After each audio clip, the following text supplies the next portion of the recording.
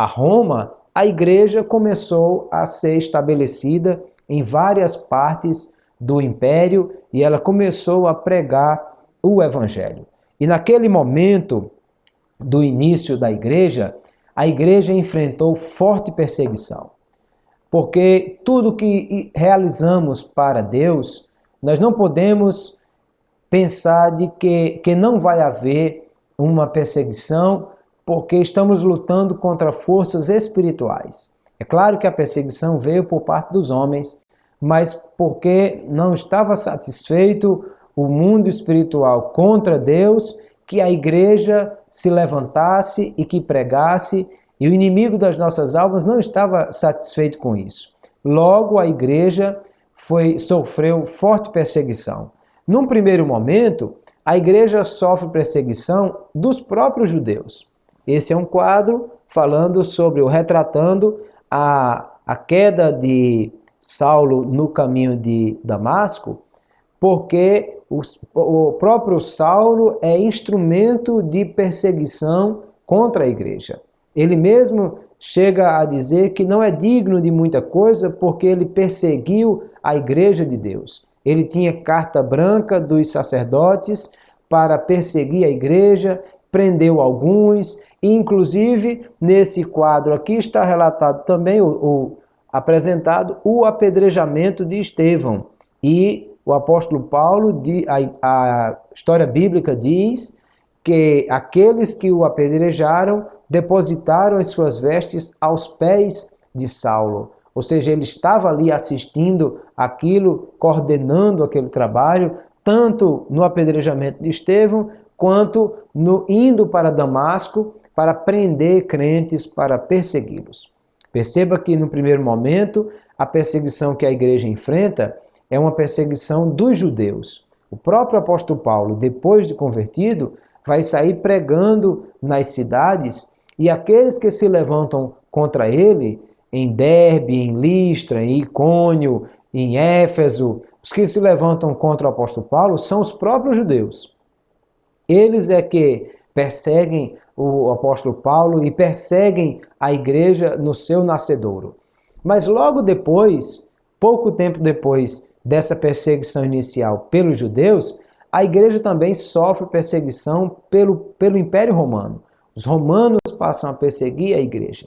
E aqui está um quadro muito conhecido de Leon Jerome, que representa a última oração dos mártires cristãos. Aqui nós temos um coliseu, nós já temos cristãos aqui em fogueiras, sendo queimados, e temos outros cristãos que estão sendo entregues às feras, que estão saindo aqui para atacar os cristãos. E os cristãos foram perseguidos das mais diversas formas, queimados, crucificados, apedrejados, entregues às feras. E quando lemos o capítulo 11 da Epístola aos Hebreus, nós podemos ver essa perseguição já sendo anunciada. Ele fala de homens que foram perseguidos, que saíram pelos valados, que foram cerrados ao meio. Aquilo que aconteceu com aqueles homens de Deus do passado também aconteceria com a igreja no futuro, e ser crente nessa época era algo muito difícil. Ser crente não era fácil, não era uma brincadeira engraçada inventar de ser crente e ser perseguido e morrer, tomar todos os seus bens e passar por tantas perseguições que a igreja passou. Todos os apóstolos, com exceção de João, que aliás também enfrentou perseguição, mas todos os demais morreram sob o ataque dessa perseguição à igreja. Não só Estevão como o primeiro mártir, mas logo em seguida nós temos Tiago, o irmão de João, filho de Zebedeu, que é decapitado por ordem de Herodes, e Herodes, vendo que agradava ao povo isso, mandou prender Pedro também para matá-lo. Foi a oração da igreja que moveu a mão de Deus, que enviou o anjo até a prisão e retirou Pedro dali. Porque naquele momento não era hora de Pedro morrer, porque ainda tinha muita coisa para fazer. Mas mais na frente, muitos anos depois, já bem idoso, ele também foi crucificado. Diz a tradição que foi crucificado de cabeça para baixo. E o apóstolo Paulo também foi perseguido e morto pelos romanos, sob a mando de Nero, e todos os outros apóstolos também passaram por isso. O apóstolo João, que não morreu da perseguição, mas Eusébio conta no seu livro História Eclesiástica que ele foi preso sob o comando de Domiciano e foi mandado ser colocado dentro de um tonel de azeite fervendo. E que teriam colocado João, e vamos lembrar que João aí já devia ter coisa de 90 anos de idade, e ele foi colocado dentro daquele tonel, mas que, para espanto de todos, quando retirado de dentro do tonel de azeite fervente, ele não tinha nenhuma queimadura. Quem conta essa história é o escritor da História Eclesiástica, Eusébio. E assim a igreja recebeu forte perseguição por parte de todos. Nero, Domiciano, Trajano, Adriano, Marco Aurélio, Sétimo Severo, Maximiano Trácio, Décio, Valeriano, Diocleciano e Galério. Até o ano 311, houve forte perseguição contra a igreja. E todos os pais da igreja, aí você inclui Papias, Justino Marte, Policarpo, foram mortos por causa do amor a Cristo, por amor ao Evangelho. Policarpo tem uma história belíssima, que já idoso, depois de muitos anos tomando conta daquela igreja, ele foi discípulo de João e foi levado para ser queimado na fogueira e seria liberto se ele negasse a Jesus. E ele disse: o Senhor Jesus andou comigo, foi fiel a mim todos esses anos. Por que agora, depois de velho, eu iria negá-lo? E enfrentou a fogueira e foi morto, e foi um dos que deram a sua vida pelo amor do Evangelho. Tudo vai mudar nessa questão mais na frente, quando nós entendermos o que aconteceu depois do Edito de Milão. Mas nesse momento a igreja estava crescendo, a igreja estava pregando o Evangelho, e nós precisamos entender também como foi a evolução dessa pregação do Evangelho. Porque todos os primeiros crentes eram judeus. Pedro e Paulo e Tiago e João e André, todos eles eram judeus. E todos aqueles que aceitaram Jesus como Salvador em Jerusalém também eram uma comunidade judaica.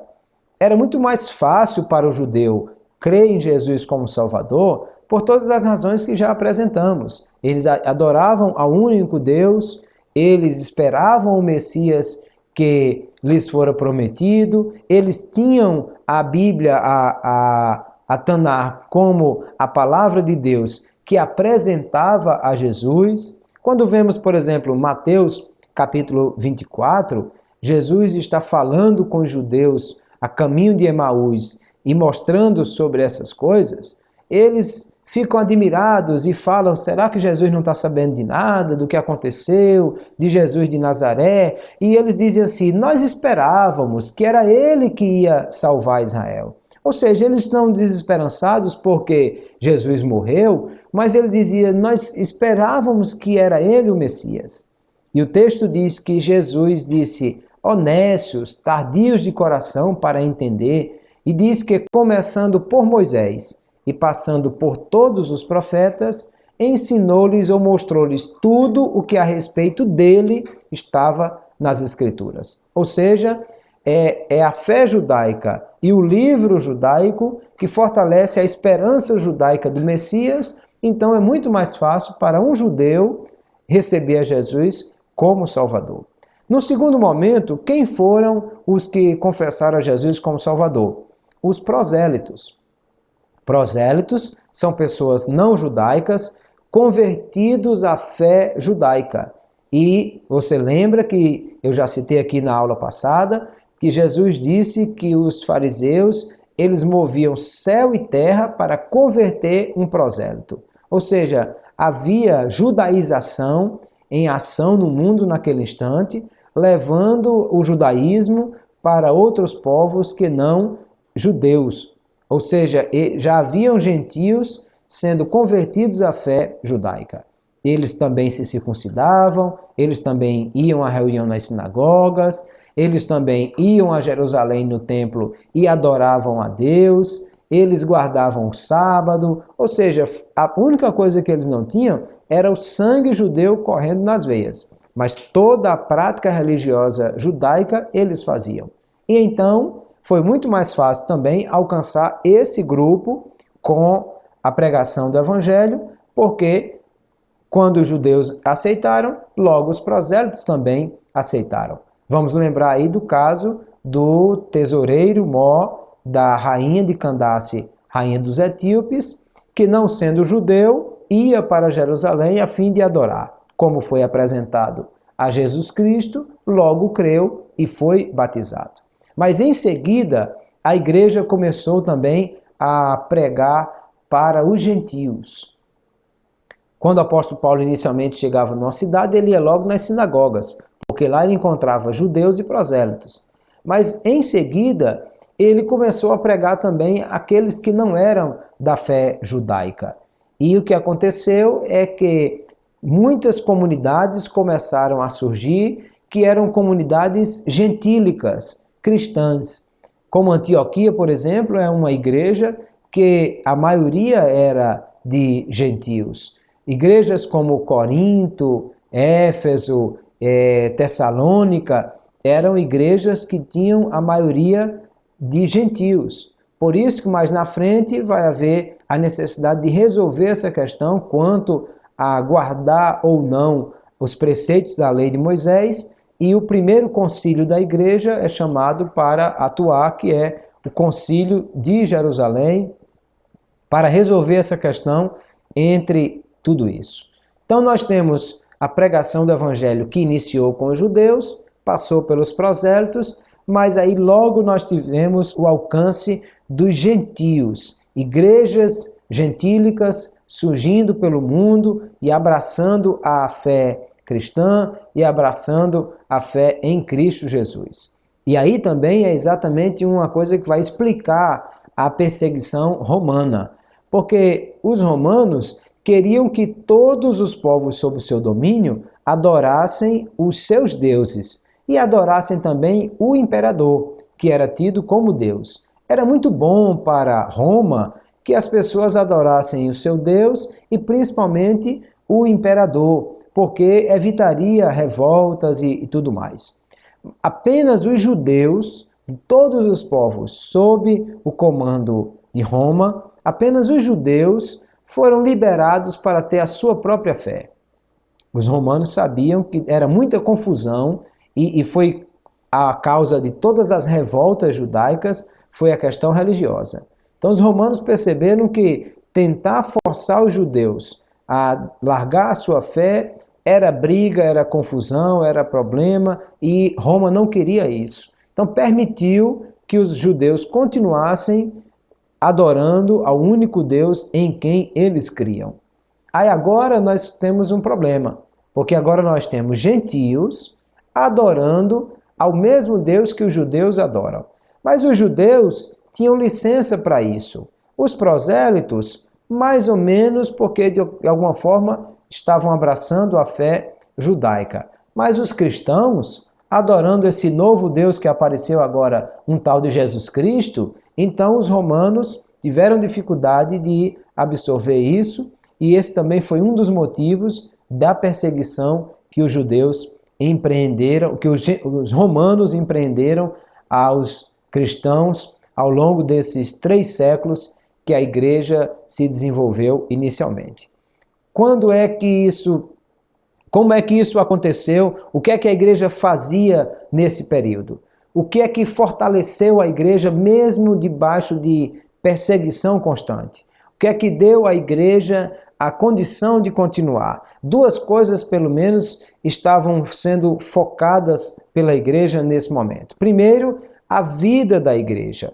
A igreja era formada por pequenos grupos que se reuniam nas casas, às vezes em algum outro local, e eles cuidavam uns dos outros. Havia o amor que integrava a igreja. O próprio Jesus disse: nisso todos saberão que são meus discípulos, se vos amardes uns aos outros. A igreja se reunia, se tratava como irmãos, mesmo pessoas que nunca tinham se conhecido antes. Eles, como vimos na igreja em Jerusalém, até vendiam as suas posses para compartilhar com aqueles que nada tinham. Então a igreja cuidava de si mesma.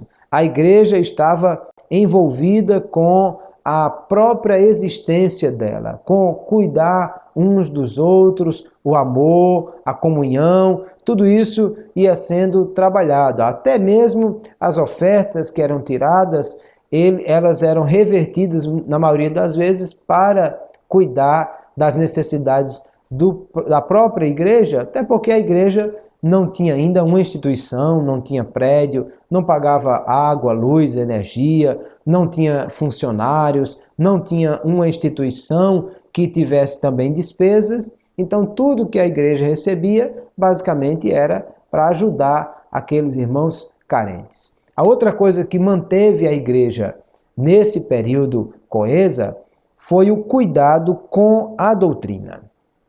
Logo cedo, a igreja percebeu que precisava defender a sua fé, que não podia abrir mão daquilo que era o ensinamento de Jesus Cristo. O próprio apóstolo Paulo vai escrever dizendo: olha, se até um anjo do céu vos apresentar outro evangelho, seja considerado maldição, seja anátema, porque a igreja entendeu que precisava defender a fé em Jesus Cristo, e isso também foi um fator de agregação. Eles estavam reunidos em torno de uma fé comum. Eles estavam reunidos em torno do livro, dos ensinamentos de Jesus Cristo, e isso também fortalecia o grupo. É muito claro percebermos nesse período da história patrística, dos pais da igreja, quantos pais, chamados pais apologistas, se levantaram para defender a fé e escreveram cartas defendendo a fé cristã, defendendo Jesus Cristo, defendendo as Escrituras, e isso é feito de forma muito interessante. Esses fatores contribuíram para a igreja se preservar coesa, unida, até o terceiro século. Como disse, só era crente quem realmente era crente. Só estava na igreja quem de fato era convertido, porque havia forte perseguição e tantas outras coisas negativas aí. O que mudou essa história a partir do quarto século foi exatamente um fato muito interessante com Constantino. Constantino era o imperador romano de então, e naquela época haviam 2 imperadores, e para cada imperador ainda havia um segundo, que era um Augusto, porque foi a época em que Roma foi fortemente atacada pelos seus próprios, pelos próprios membros da elite de Roma. O que acontecia era que uma pessoa reinava, logo em seguida vinha outro e matava esse e reinava em seu lugar, muitas vezes apenas alguns meses no poder, e aí era morto também. Então, para evitar isso, como o Império Romano havia se espalhado pelo mundo todo, se criou como se fosse uma sede em Roma e uma sede em Constantinopla, como que se uma sede ocidental e uma sede oriental. E em cada um desses pontos havia um César e um Augusto, dois homens com poderes. 2 estavam em Roma e 2 estavam em Constantinopla. Isso para evitar, foi a solução achada para evitar aquele problema. Agora alguém, para dominar todo o Império Romano, não tinha que matar uma pessoa, tinha que matar 4 para poder conseguir ser o novo imperador. Então esse modelo fez com que estancasse esse período de matar um imperador atrás do outro. E aí nesse momento existe Constantino, que é um desses que está como um dos líderes de Roma, mas ele resolve marchar contra o outro para unificar o Império Romano novamente. E nessa ida, ele, para enfrentar a famosa batalha da Ponte Milvian, ele diz que tem uma visão, um sonho. Naquela visão, ele viu um lábaro. Lábaro era um símbolo cristão, uma cruz. E quando ele viu no céu o lábaro, ele viu também uma fala, uma inscrição daquele que seria Jesus Cristo, dizendo: com este sinal vencerás. E então ele enfrentou a batalha da Ponte Milvian, venceu o seu adversário e unificou o exército, o Império Romano, tornando-se o único imperador de todo o império. E agora ele associa essa vitória a Jesus Cristo. Constantino diz que foi Jesus que lhe apareceu e lhe apresentou o lábaro e disse: com esse sinal vencerás. E ele então converte-se à fé cristã. Há quem duvide se a conversão foi genuína, se não foi e tudo mais, mas o fato é que isso mudou completamente a história da igreja. Porque antes, até aqui, como vimos, ser crente era ser perseguido, era ser maltratado. Ser crente era passar por muitas dificuldades e dar a sua própria vida por amor a Jesus Cristo. Agora não. Agora não há mais perseguição. O edito de tolerância já tinha interrompido a perseguição constante. E agora o edito de Milão dá total liberdade religiosa para aqueles que querem adorar a Jesus Cristo. Logo, agora não há mais problemas. A igreja ficou muito alegre com tudo isso no primeiro momento. Só que o que aconteceu? No primeiro instante, Constantino não envolveu-se com a igreja, dando liberdade religiosa para que todos pudessem seguir ao Deus que quisessem. Só que naquela época, o paganismo era sustentado pelo Estado. Porque quem sustentava os templos pagãos dos deuses romanos, que adoravam também o imperador, era o imperador, que patrocinava essas coisas. Agora Constantino vai tirar o dinheiro que dava para os templos pagãos e vai incentivar a construção de templos cristãos. E vai surgir aí a igreja de Santa Sofia, a grande igreja em Constantinopla, que é o grande marco desse início, dessa nova etapa da igreja. E agora há uma outra questão complicada. É que agora ser cristão é ser do lado do imperador. Agora ser cristão é uma coisa muito boa, porque na verdade é gozar dos favores do imperador, inclusive receber verba estatal para a construção de templos, para sustento de ministros. Então, com isso tudo, começa a acontecer aí uma mistura da igreja com gente que não tinha nada a ver com a igreja. E a igreja começa a se fundir com o Estado, de maneira que lá na frente nós vamos ter, por exemplo, Constantino, ele declarando quem serão os bispos das cidades, ou escolhendo os bispos. Agora o bispo é nominado pelo imperador. E aí quem ele vai escolher como bispo? Ele vai escolher aquele que lhe é favorável. Agora, antes tinha que orar, jejuar, pedir a Deus, levantar as mãos para os céus e entregar ao Senhor a sua direção. Aliás, era somente um homem muito corajoso que assumia essa direção, porque na hora de uma perseguição, o primeiro a ser morto era o líder, era o bispo da igreja. Agora não. Agora é o governador quem escolhe quem é o líder, quem é o bispo, e ele goza dos favores do governador para estar ali. As primeiras mudanças logo vieram a ocorrer e logo muitos problemas vieram a surgir de ordem política, de ordem espiritual, associadas a essa questão. É exatamente sob o comando de Constantino e por causa dos primeiros problemas surgidos na igreja que foi convocado o primeiro concílio, chamado Concílio de Nicéia, e nesse concílio nós vamos ter o destaque para dois grandes personagens. O primeiro é Eusébio e o segundo é Atanásio, porque agora o rei é quem preside o concílio, é quem decide o que vai fazer. Tudo começou porque Ário, um diácono da igreja, levantou-se contra Alexandre, que era bispo de Alexandria, e ele defendia uma fé muito complicada, que os pais da igreja já tinham atacado, dizendo que Jesus não era Deus, mas um ser divino.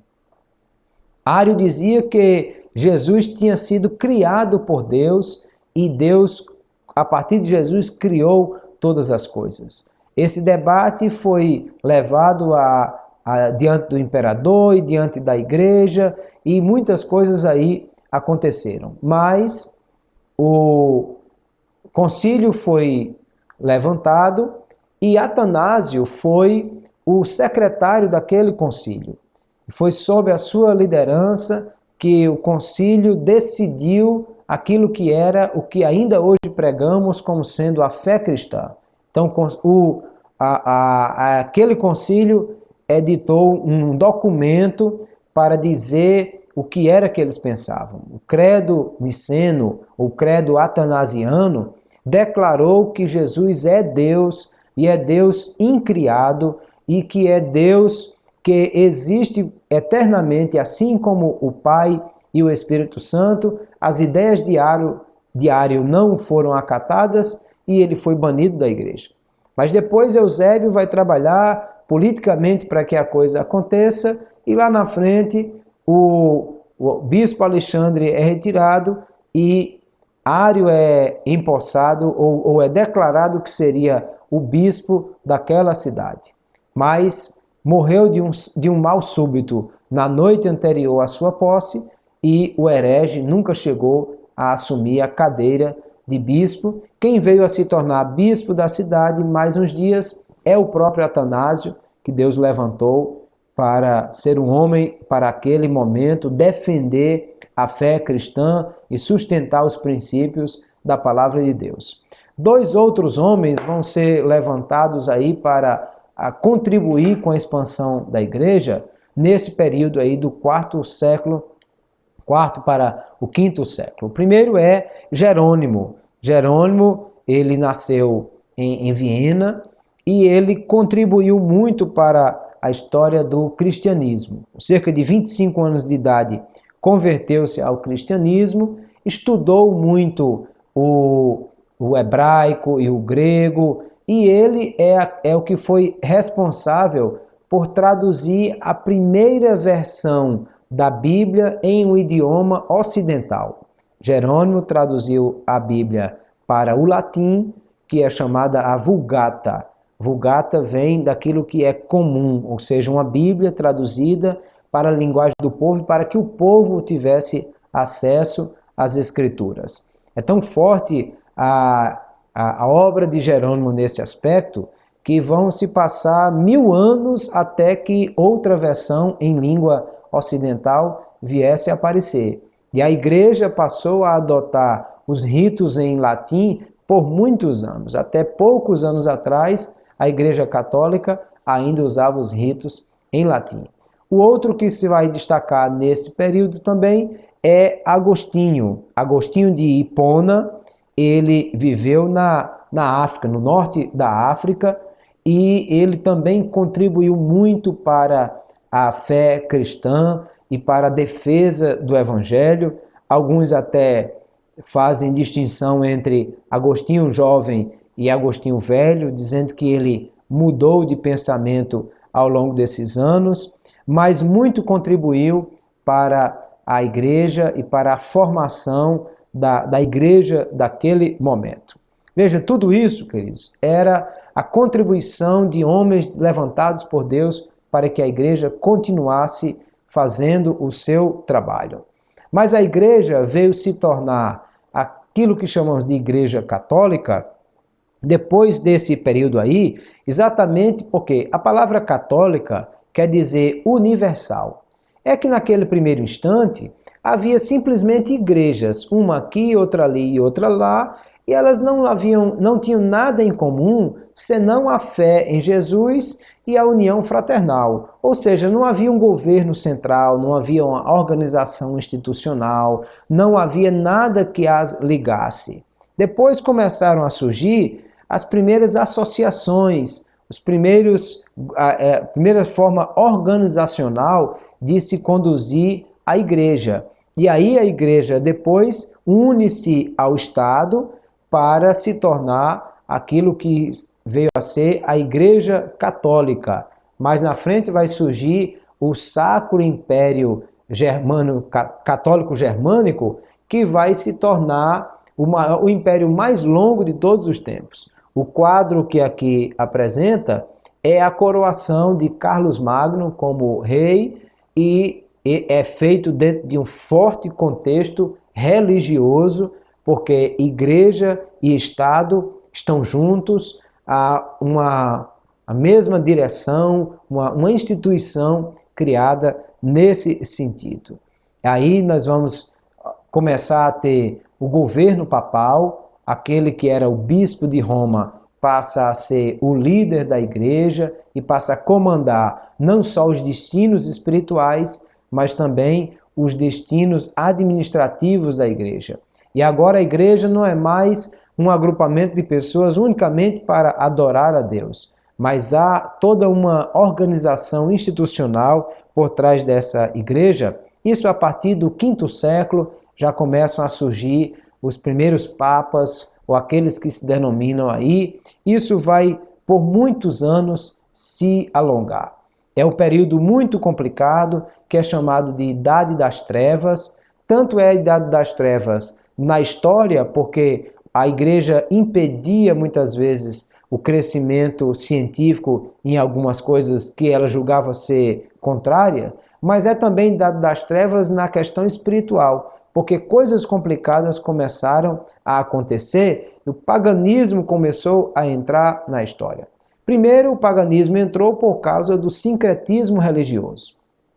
Constantino tinha a ideia de que era necessário trazer os pagãos para a igreja e o preço a ser pago para isso muitas vezes era alto. Então é onde está, por exemplo, o surgimento de algumas festas pagãs que foram trazidas para a igreja cristã. Todos nós sabemos, nós já vimos isso em lições passadas sobre a questão da neve que cai no inverno durante o período de dezembro e janeiro em Israel, e vimos que não é possível que Jesus tivesse nascido nesse período, porque a Bíblia diz claramente que pastores estavam durante as vigílias da noite guardando os seus rebanhos. Ou seja, era primavera quando os rebanhos estavam no campo e não inverno quando a neve cai. Logo, o dia 25 de dezembro foi instituído como o dia do nascimento de Jesus, não por causa de sabermos que dia Jesus nasceu, porque nós não sabemos disso. Não temos o registro de nascimento de Jesus para saber que dia ele foi. Mas o que havia era uma festa pagã que comemorava o nascimento do Deus Sol, dos Solos Invictus, e então essa festa foi trazida para a igreja, porque já que havia uma festa que todos comemoravam, então vamos trazer essa festa para cá e vamos comemorar como sendo o nascimento de Jesus. E assim iniciou-se então a celebração do Natal em 25 de dezembro. Nunca aconteceu em lugar nenhum de você ver nas Escrituras a celebração do Natal até o final do terceiro século. E nem Jesus, nem os discípulos, nem a igreja depois disso fez essa celebração, muito menos nessa data. É a partir de Constantino que isso vai acontecer. Mas se fosse somente isso, era uma coisa complicada, mas mais fácil de resolver.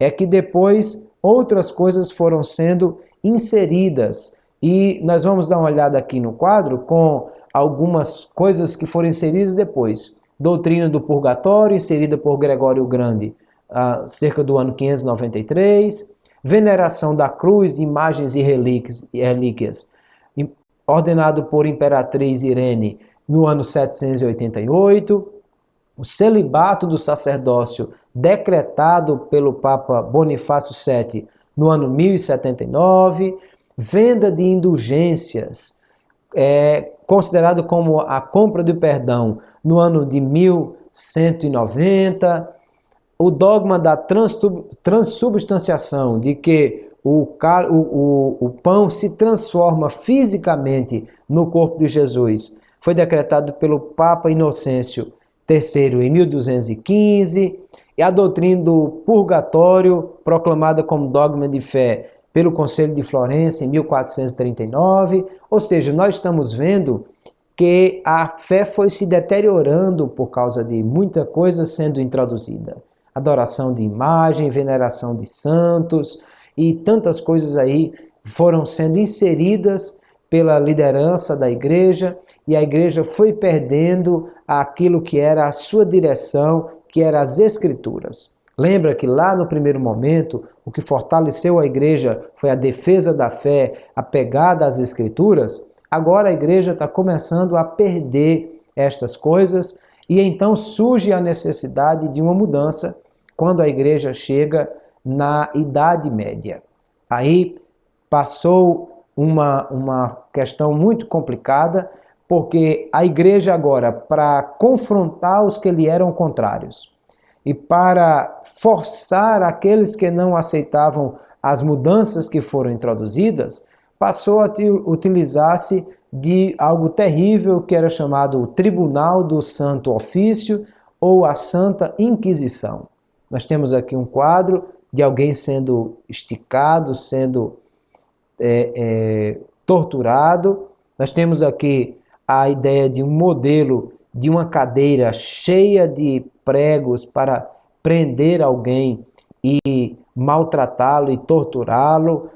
Aqui foram muitos os métodos, e milhares de cristãos foram mortos por esta causa.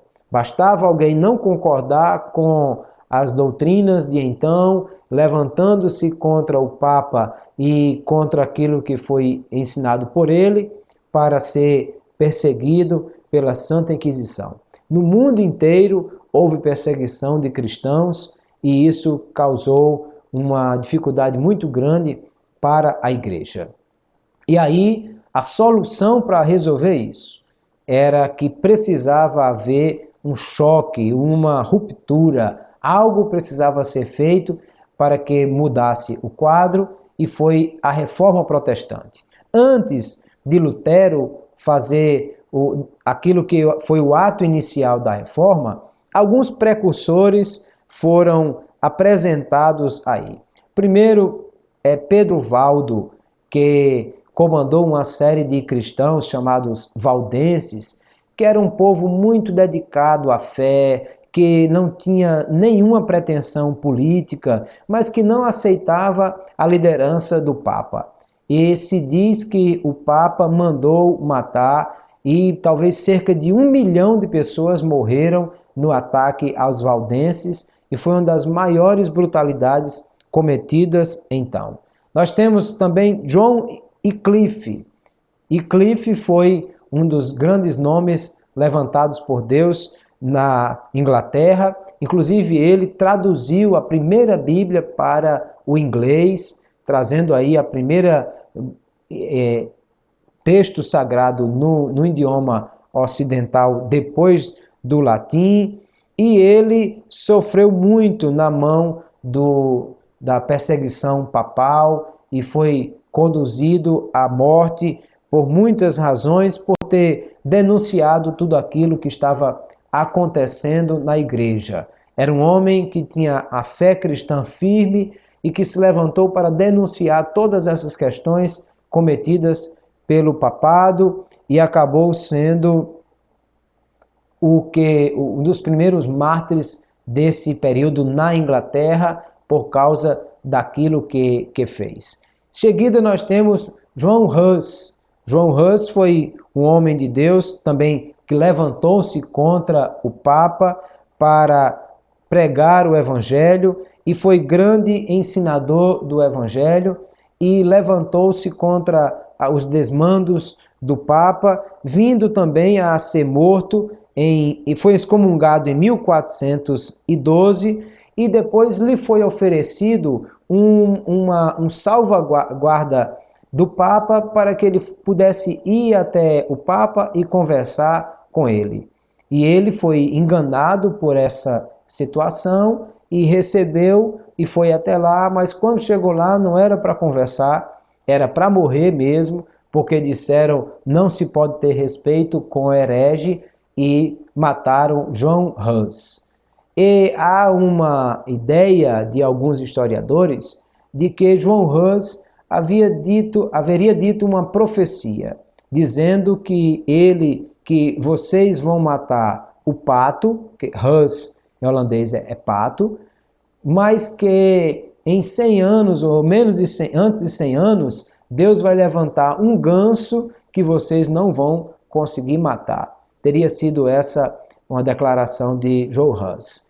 E depois surgiu também na Espanha Jerônimo Savonarola, que também foi um dos precursores da Reforma, que também lutou contra o papado e tudo aquilo que estava acontecendo. O que nós podemos observar, queridos, esses homens aí não eram homens políticos, eles não eram homens que queriam o poder, eles eram homens de Deus que prestaram grande serviço à igreja, mas eram homens que não estavam conformados com os destinos espirituais que a igreja estava seguindo.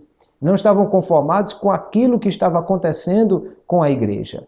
Logo, eles se levantaram não para confrontar a autoridade papal, mas para mostrar que estava errado, de acordo com as Escrituras, aquilo que estava sendo apresentado. Eu penso que se o Papa e os homens que estavam com ele fossem homens de Deus, que tivessem o bom senso e a humildade de reconhecer os seus erros e perceber que tudo que estavam ensinando estava se afastando das Escrituras, tudo isso poderia ter sido evitado. Mas é claro que não era possível, porque não tínhamos mais homens de Deus à frente da igreja, mas sim homens de negócio, comandando um rico império, que queriam, na verdade, eliminar todo e qualquer que se levantasse contra eles. Até que surge, então, aquele que vai trazer o grande ato que deflagrou a chamada Reforma Protestante.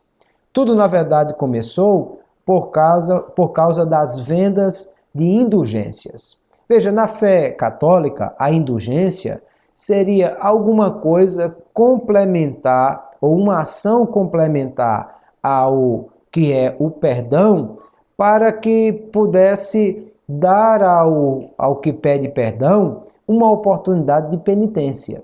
Ou seja, no início, a indulgência era, na verdade, uma coisa mais simples. Ou seja, a pessoa ia até o Papa ou até o padre, confessava os seus pecados, fazia a confissão auricular, e então o padre dizia que ele estava perdoado os pecados e dava uma indulgência. Reze 30 Ave Maria, tantos Pai Nosso, faça isso ou aquilo. E essa indulgência seria uma forma de complementar a ação do perdão através de uma ação de piedade daquele que estava pedindo perdão.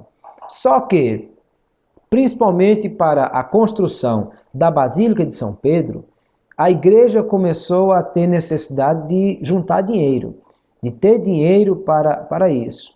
E então começou a enviar pregadores pelo mundo para falar dessas questões e angariar fundos. E agora as indulgências não eram mais uma Ave Maria ou um Pai Nosso, mas dinheiro que poderia ser depositado no baú para que a pessoa tivesse a complementação da salvação. Ele pedia perdão pelos pecados e dava alguma coisa para complementar isso. E aí o que aconteceu é exatamente que essas indulgências começaram a ser vendidas por todo o Império Romano ou por todo o Império Germânico, e então chega à Alemanha um homem que foi o grande vendedor de indulgências ali, que é o quadro que aqui está apresentado, Johann Tetzel. Ele foi um grande vendedor e ele dizia: a moeda cai no fundo do baú e o seu parente pula do purgatório para o céu, porque as indulgências também começaram a ser vendidas não só pelo que pagava, mas que podia pagar em favor dos que já morreram. E ele dizia ainda que se alguém pagasse a indulgência, ele teria os seus pecados perdoados, ainda que ele violasse a mãe do Filho de Deus. Agora, você imagine, não estou falando só que ele dizia que se alguém estuprasse, violentasse Maria, é que a igreja tinha também o dogma da virgindade perpétua de Maria. Quer dizer, alguém que violasse a mãe do Filho de Deus não só cometia o crime, o pecado de estupro, mas até desfazia o dogma católico da perpétua virgindade de Maria. E ele dizia que se alguém violasse a mãe do Filho de Deus, mas pagasse, ainda assim os pecados eram perdoados. Foi quando o jovem Lutero, professor da Universidade de Wittenberg e pároco daquela cidade, ele já estava sendo confrontado na sua fé. Porque a leitura de Romanos 1,17, que disse: o justo viverá da fé, já estava remoendo aquele homem, porque ele não conseguia mais enxergar outra forma de ver a salvação, senão unicamente pela fé.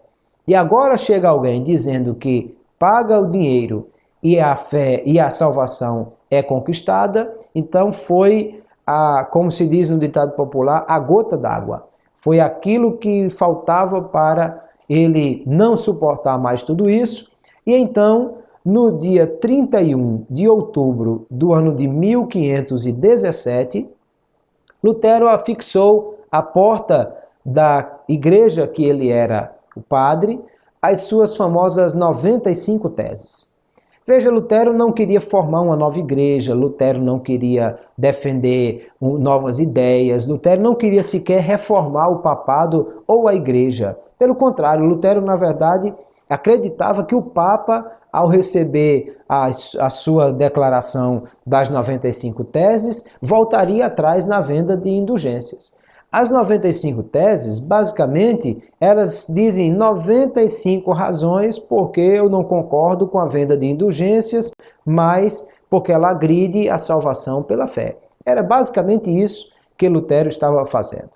Disse um certo escritor que Lutero era como se fosse um homem que está descendo no escuro a escadaria da torre do sino da igreja. E ele tropeça e cai. E no vazio passa a mão, e o que ele consegue alcançar com a sua mão é a corda do sino. Então ele fica pendurado na corda e o sino batendo e chama a atenção da cidade toda. Alguém pode pensar que aquele homem estava querendo chamar a atenção da cidade para si. Na verdade, ele estava caindo e tentou agarrar alguma coisa para não se arrebentar. Então, é isso que se diz sobre Lutero. Ele não queria formar uma nova igreja, mas estava tentando sobreviver na sua fé diante de um mundo tão conturbado. Aí a sua declaração causa forte impacto em todo o império, isso chega até o Papa, e Lutero é convidado para ir ao Vaticano. Ele não aceita ir ao Vaticano, inclusive orientado pelos seus amigos, e ele é levado à cidade de Worms para a chamada Dieta de Worms, quando ele seria confrontado com relação a tudo que havia falado e dito, e muito mais do que isso.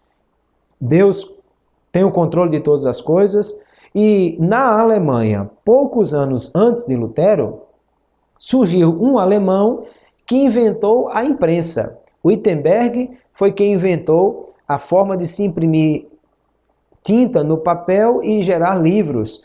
E o que um editor de livros precisa? Ele precisa de um escritor. E encontrou em Lutero um homem que estava disposto a escrever. Inclusive, mais na frente, ele vai traduzir a Bíblia para o alemão e vai ser impressa também.